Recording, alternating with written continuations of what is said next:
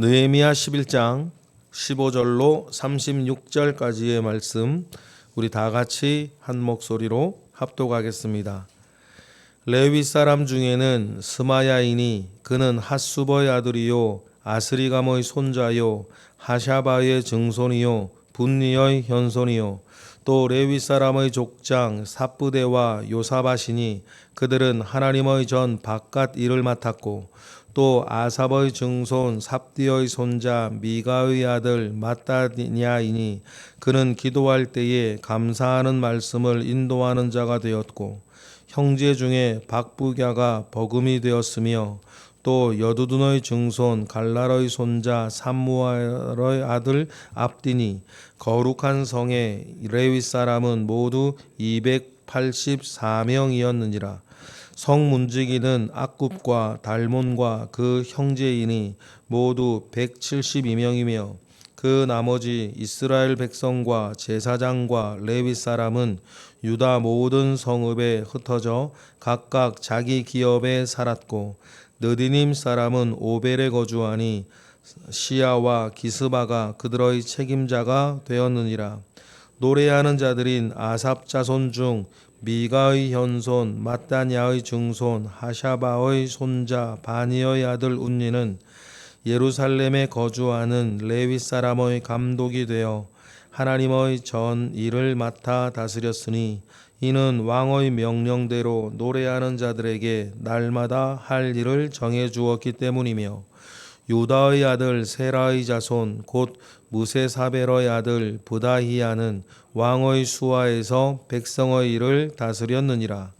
마을과 들로 말하면 유다 자손의 일부는 기랏 아르바와 그 주변 동네들과 디본과 그 주변 동네들과 여갑스엘과 그 마을들에 거주하며 또 예수아와 몰라다와 벳벨렛과 하살수알과 브엘세바와 그 주변 동네들에 거주하며 또 시글랏과 무구나와 그 주변 동네들에 거주하며 또 에느림몬과 소라와 야르뭇에 거주하며 또 사노아와 아둘람과 그 마을들과 라기스와 그 들판과 아세가와 그 주변 동네들에 살았으니 그들은 브엘세바에서부터 흰놈의 골짜기까지 장막을 쳤으며 또 베냐민 자손은 게바에서부터 믹마스와 야야와 베델과 그 주변 동네들에 거주하며 아나돗과 놋과 아나냐와 하솔과 라마와 기타임과 하딧과 스보임과 느벌랏과 로드와 오노와 장인들의 골짜기에 거주하였으며 유다에 있던 레위 사람의 일부는 베냐민과 합하였느니라. 아멘. 샬롬의 은혜가 우리 모두에게 있기를 주님의 이름으로 축복합니다. 샬롬이 되려면 조건들이 있습니다. 그 중에 가장 중요한 조건은 모든 것이 제자리에 있어야 됩니다. 있어야 할 자리에 있을 것이 있어야 돼요. 빈자리가 있으면 샬롬이 되지 않습니다. 샬롬이 되려면 모든 것이 제자리에 있고 제자리에서 자기 일을 충분하게 잘 하고 있어야 됩니다. 그러니 샬롬은 한 사람이 잘한다고 되는 것이 아닙니다. 샬롬은 모든 사람이 자기 자리에서 자기의 일을 잘 감당하고 있을 때 샬롬의 첫 번째 조건이 이루어지는 것입니다. 여러분, 그렇다면 여러분에게 여러분의 가정에 샬롬의 은혜가 있기를 바랍니다. 여러분에게 샬롬의 은혜가 있기를 원한다라고 하는 말은 첫 번째, 여러분의 육신, 오장육부 모든 것들이 제자리에 있고 그 자리에서 자기의 역할을 잘 감당하는 것입니다. 그러한 은혜가 여러분에게 있기를 바랍니다. 육신뿐이겠습니까? 여러분의 생각과 마음과 여러분의 모든 것들이 다 정상적으로 잘 작동하여서 영과 혼과 육이 유기적으로 하나를 이루어 하나님 아버지 앞에 강건하게 살아가는 것이 여러분을 향한 샬롬의 은혜요, 샬롬의 꿈인 것입니다. 여러분의 가정에 샬롬의 은혜가 있기를 바랍니다. 그 말은 남편은 남편의 자리에 있고 아내는 아내의 그 자리에 있으며 아들과 딸이 그 자리에 있고 자기 자리에서 남편은 남편의 일을 정확하게 하고 아내는 아내의 일을 정확하게 하고 아버지는 아버지의 자리에서 아버지의 일을 정확하게 하고 어머니는 어머니의 자리에서 어머니의 일을 정확하게 하며 영적으로나 육적으로나 부모나 부부나 자녀들이 자기 자리에서 자기의 일을 잘 수행하고 있을 때 그 가정에 샬롬의 은혜, 샬롬의 축복이 임했다라고 말하는 것입니다. 그 빈자리가 없기를 바랍니다. 구멍이 없기를 바랍니다. 그래서 여러분의 가정에 샬롬의 은혜가 있기를 바랍니다. 우리 교회도 마찬가지입니다. 우리 교회가 샬롬의 은혜를 하나님 아버지 앞에 불려지려면 목사는 목사의 자리에서, 전도자는 전도사의 자리에서, 또 장로는 장로의 자리에서, 권사는 권사의 자리에서, 기관장은 기관장의 자리에서, 구역은 구역의 자리에서, 교육기관은 교육기관의 각 자리에서 다 채워져 있고 자기의 일을 하며 은혜는 은혜대로, 사역은 사역대로, 선행은 선행대로, 기도는 기도대로, 예배는 예배대로 모든 것이 자기 자리에서 잘 돌아가고 있을 때 샬롬의 은혜가 임했다라고 하는 것입니다. 여러분, 그러면 우리 교회나 여러분이나 여러분의 삶이나 여러분의 가정에 샬롬이 있기를 축복합니다. 그리고 샬롬을 늘 기도하셔야 돼요. 샬롬을 기도하고 샬롬을 위해 노력하고 샬롬을 위해 애쓰며 샬롬의 증거를 가지고 불신자나 이 대사회나 이 어디에서나 하나님 아버지 앞이 샬롬의 은혜를 보여주며 감사하고 영광 올려드리는 일들이 우리 가운데 있기를 바랍니다. 그래서 샬롬, 평광, 평화, 주님이 주시는 평화와 평강이라 말하는 것 아니겠습니까? 오늘 우리가 읽은 어제 오늘 읽은 이 본문들을 한마디로 이야기를 한다면 예루살렘에 샬롬이 임하고 있다는 뜻입니다. 예루살렘 성에 성은 광대한데 사람은 살지 않고 집이 없었습니다. 샬롬 아닙니다. 그러면 성벽은 무너졌고 성문은 불탔습니다. 샬롬 아닙니다. 성전이 거기 있다 그래도 샬롬이 아니지 않습니까? 에스라가 왔다 그래도 샬롬이 아니지 않습니까? 느헤미야가 왔다 하더라도 샬롬이 아니지 않습니까? 예루살렘 성에 성벽이 세워지고 성문이 달리고 성전이 지어지고 사람들이 예루살렘과 예루살렘 주변에 모여 살기 시작하고 성의 면모를 영육간에 갖추기 시작할 때에 말 그대로 예루살렘 이름에 걸맞는 샬롬의 은혜가 그 곳에도 임하는 것입니다.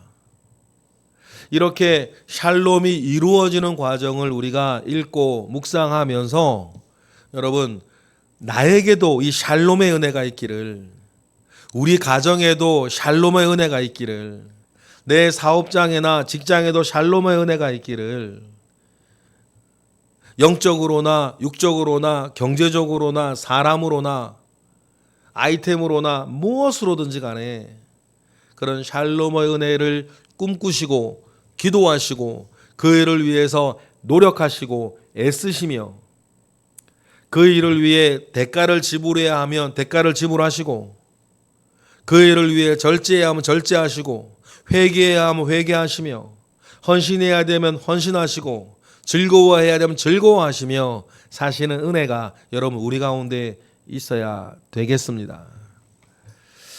어제 본문에서부터 이제 많은 샬롬의 조건들이 채워지고 있었습니다. 그리고는 지도자들부터 예루살렘 성에 거주하여야 할 사람들을 10분의 1 제비 뽑아, 왜냐하면 살기 어려웠거든요.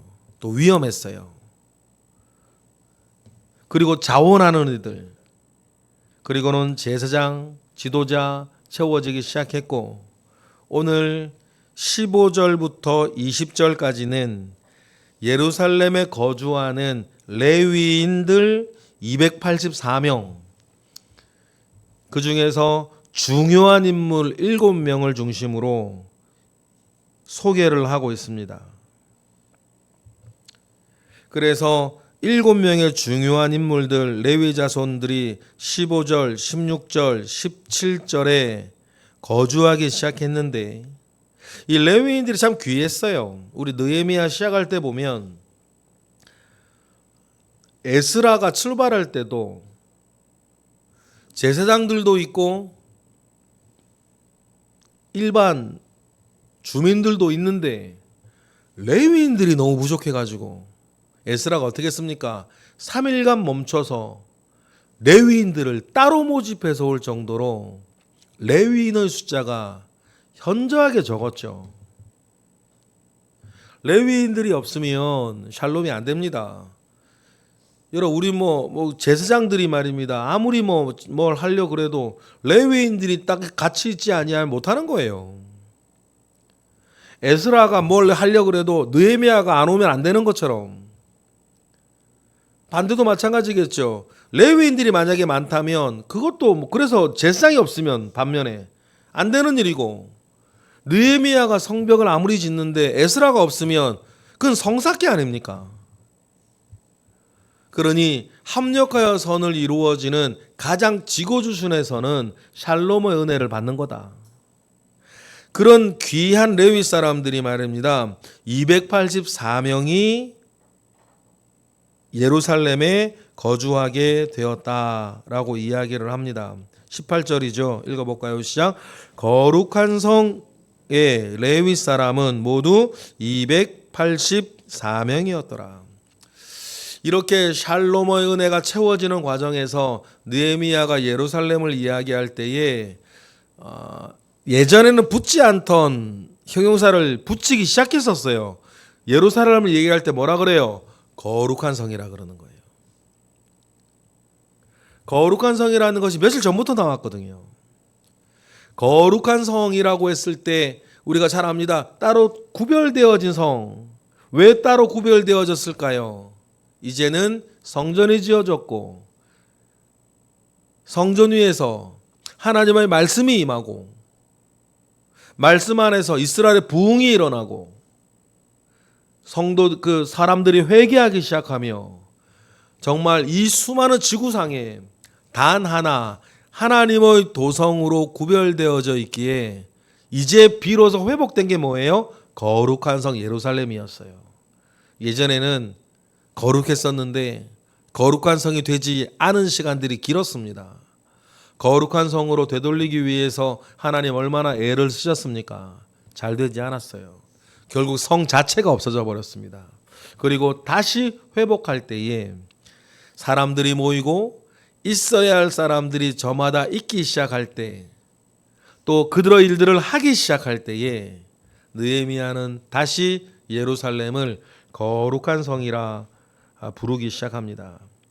레위 사람들과 성문지기들과 각 사람들이 살기 시작해요. 그리고 21절에 참 고마운 사람들, 느디님 사람들이 나오지 않습니까? 레위인들이 왜 숫자가 적었을까요?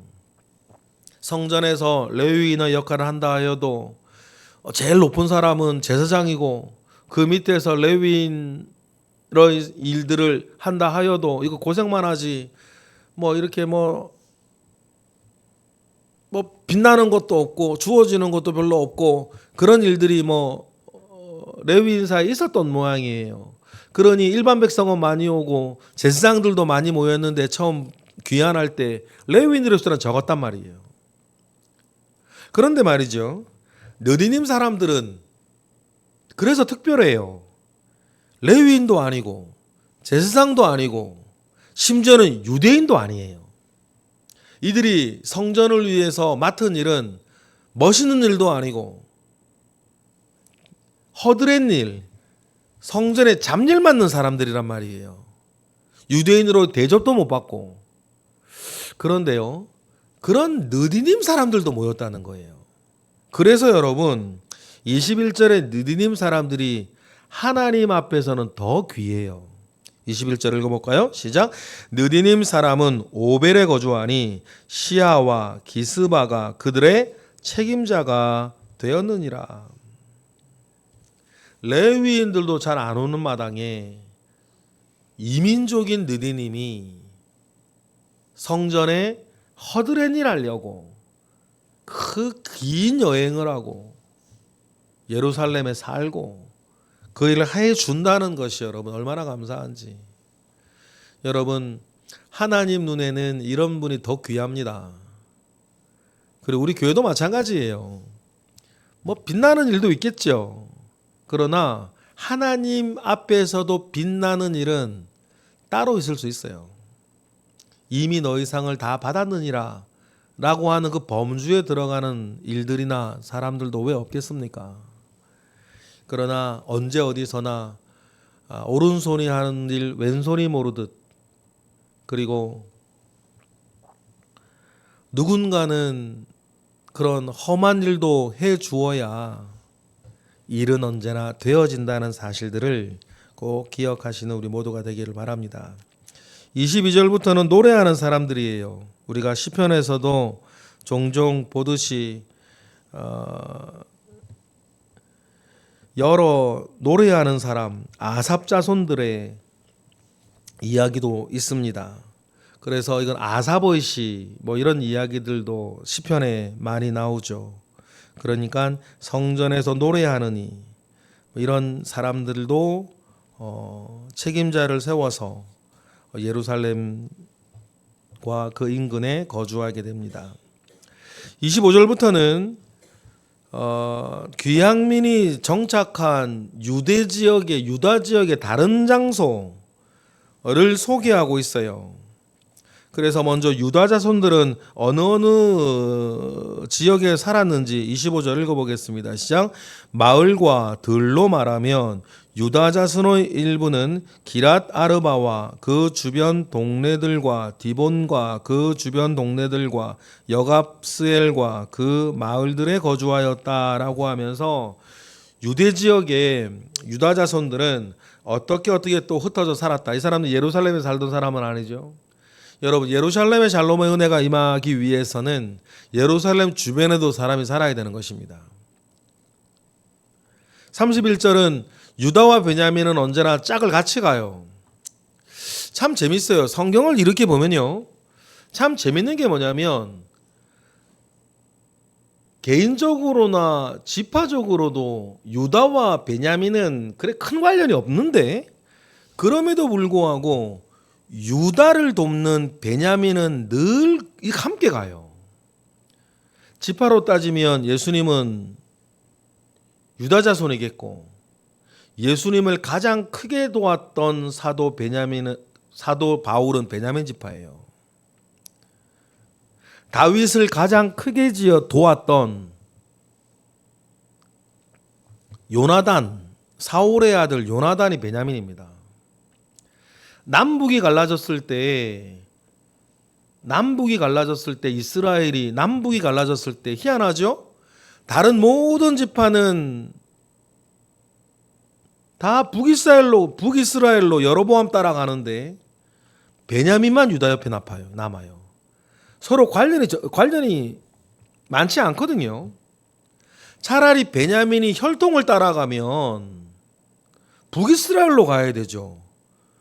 요셉의 친동생이 베냐민이었고 요셉 지파가 갈라진 게 북이스라엘이었으니까 그러면 혈통을 따라가면 베냐민은 북이스라엘로 가는 게 당연한데 희한해요. 베냐민은 유다 옆에 있어요. 그래서 성경 전체를 보면 늘 유다를 돕는 베냐민 지파가 늘 같이 있어요. 오늘 보면도 마찬가지예요. 유다 지역인데 유다 지역의 베냐민을 함께해요.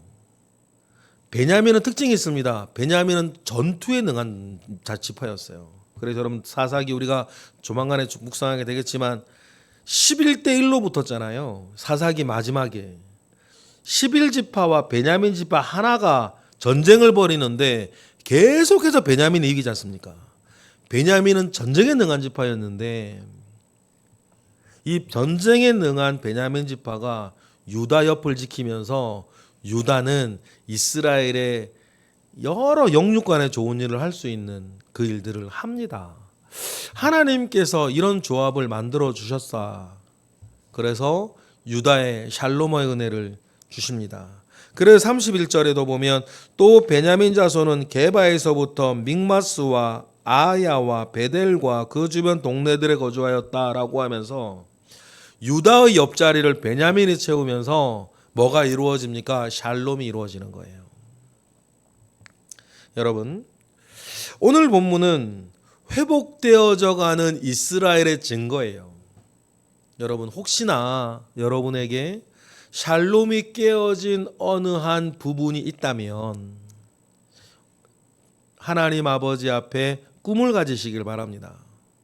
회복되어지는, 샬롬이 회복되어지는 꿈을 가지시기를 바라요. 여호수아 시대에 비하면 지금 이 모양들은 초라하기 짝이 없습니다.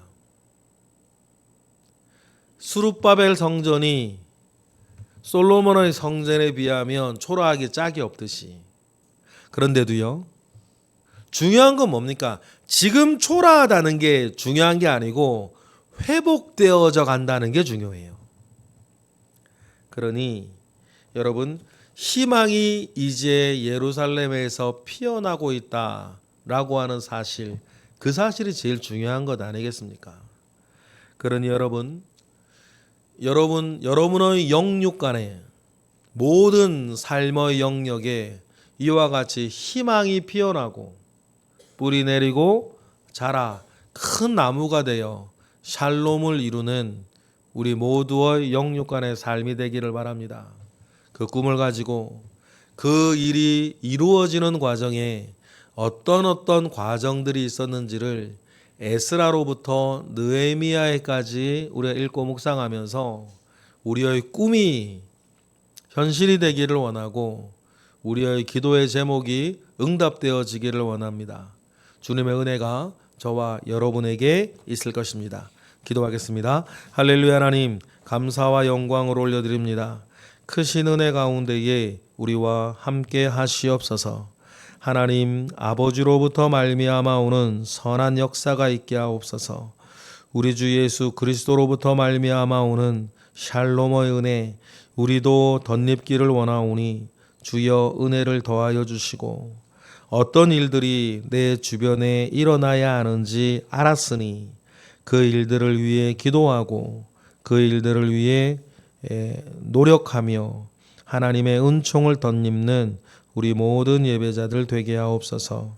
예수 그리스도의 이름으로 감사하며 기도드렸나이다. 아멘.